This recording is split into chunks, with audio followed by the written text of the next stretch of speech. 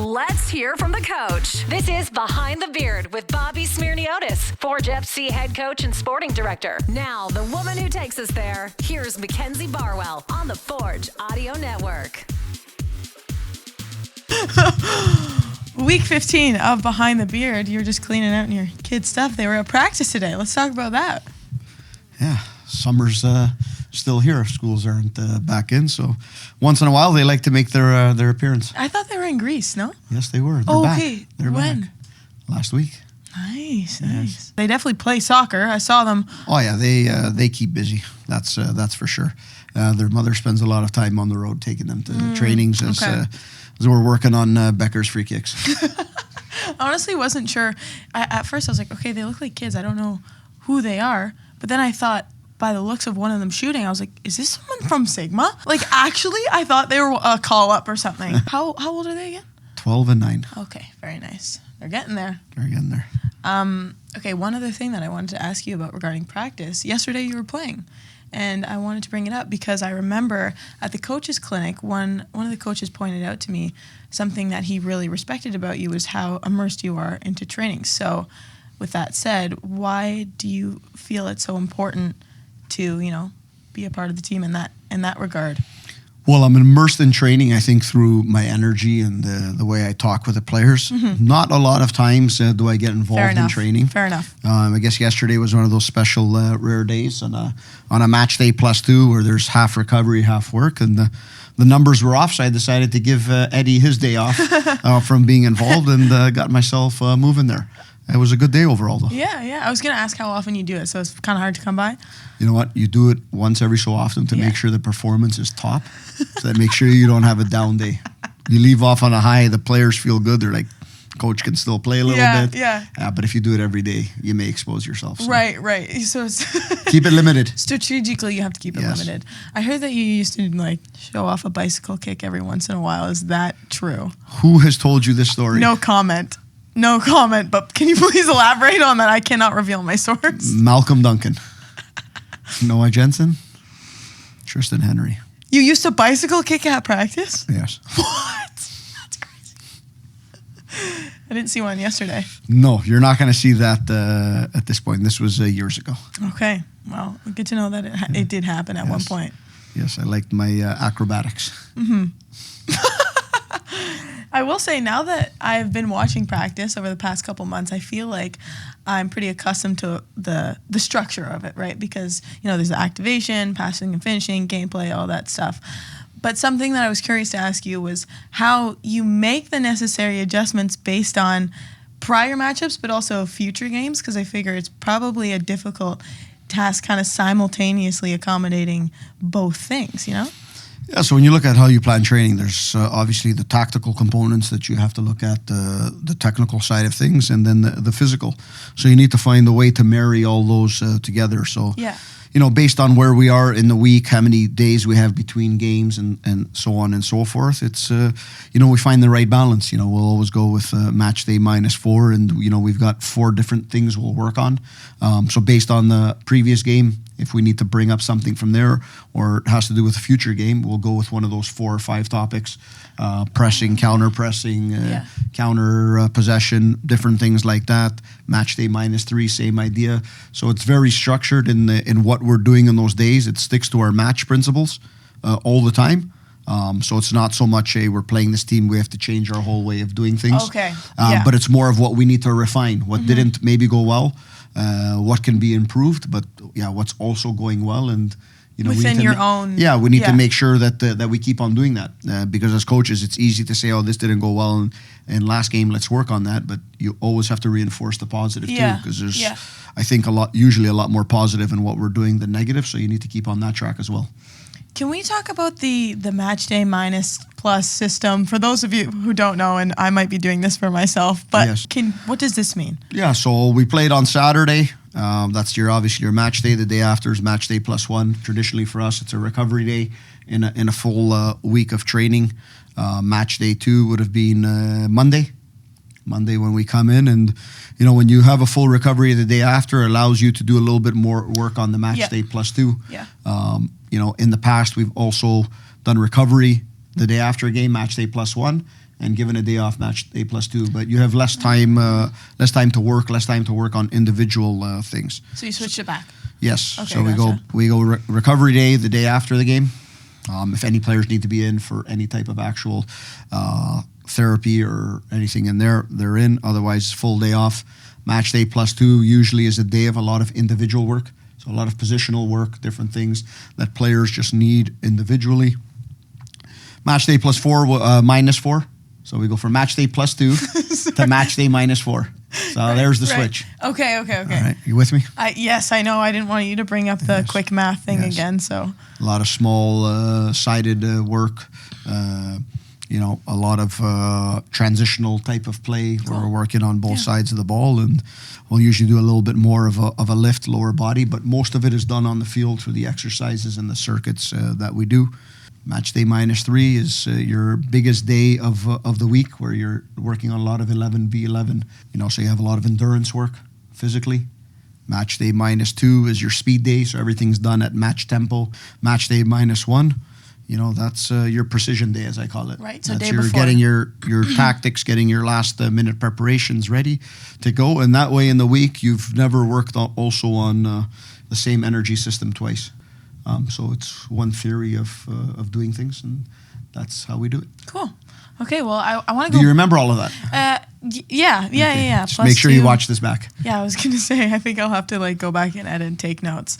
But for some of the coaches that did come to the coaches clinic, we talked about this a little bit at the open practice as well. What do you think exactly that it can provide new coaches? Because I could see the wheels turning when we had talked about this, even at the open practice.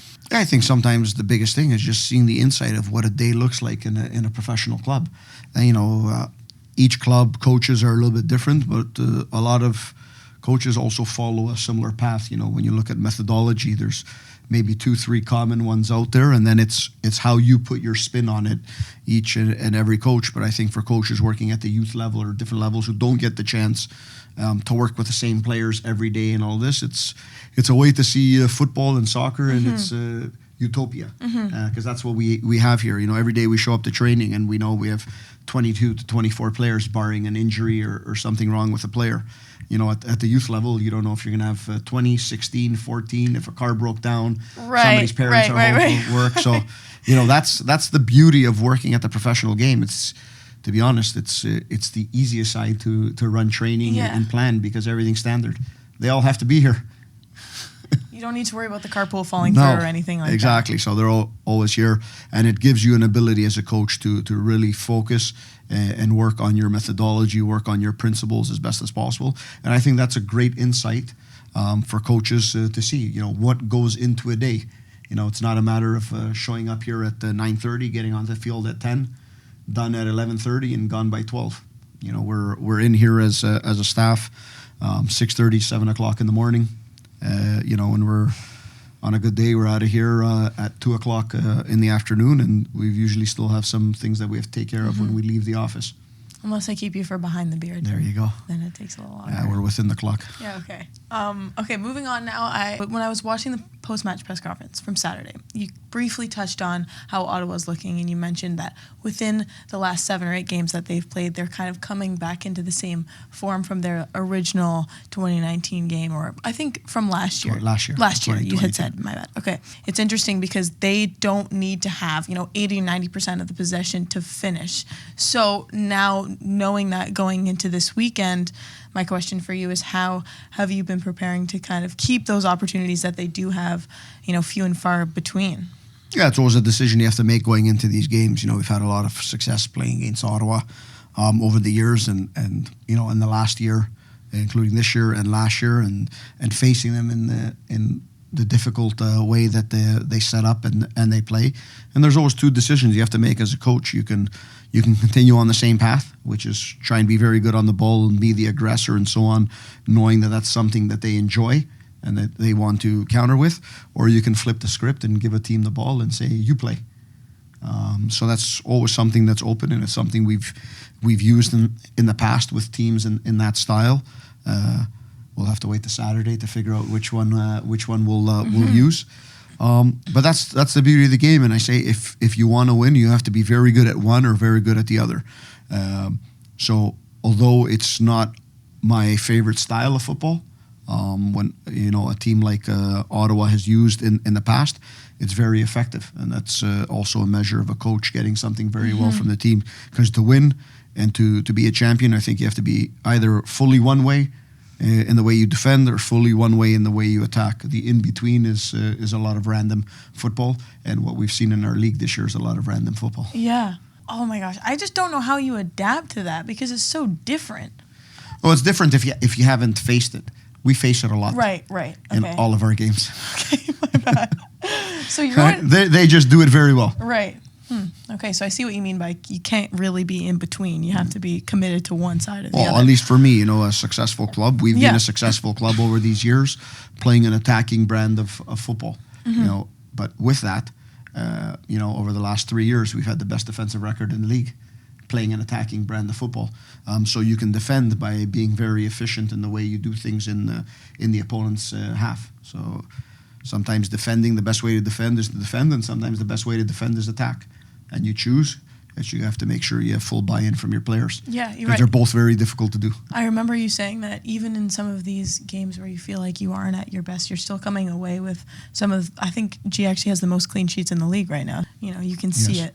Anyways, this weekend you actually get to go away. So what does a away trip look like for you guys? Walk us through. Yeah, a lot of nothing.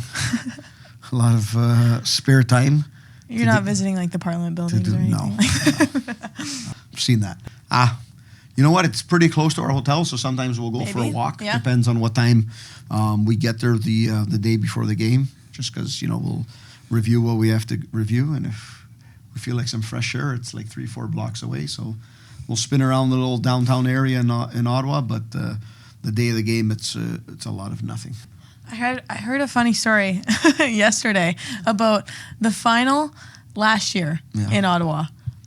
Some of the guys were, just having fun on their scooters down in downtown Ottawa.